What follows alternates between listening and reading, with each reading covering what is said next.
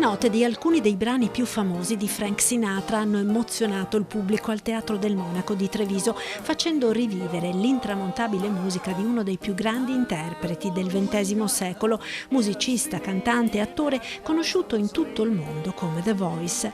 È lo spettacolo Sinatra Way, organizzato dalla Fondazione Banca dei Tessuti del Veneto per sensibilizzare la popolazione sull'importanza della donazione e della ricerca. È sicuramente un momento importante perché in questo modo si riesce a fare comunione con le persone e scambiare quindi opinioni in funzione di tutto ciò che può essere legato al mondo della donazione. Dal palco l'assessore alla sanità del Veneto Gino Gerosa ringrazia tutti i professionisti che lavorano nel sistema sanitario regionale. Ma soprattutto ringraziare i donatori perché senza di loro molte vite non troverebbero un nuovo ottimismo, un nuovo palcoscenico sul quale giocare la propria partita.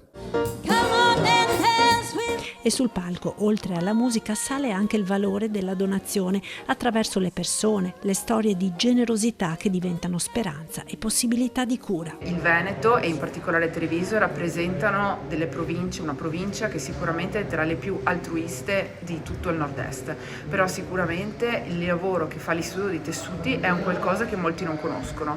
Quindi, oltre a ringraziare ovviamente i donatori, le famiglie dei donatori e tutti coloro che lavorano all'interno della rete trapianti del Veneto, che è un modello che ci coppia l'intera Europa, ovviamente bisogna ringraziare anche tutti i chirurghi che utilizzano i tessuti umani.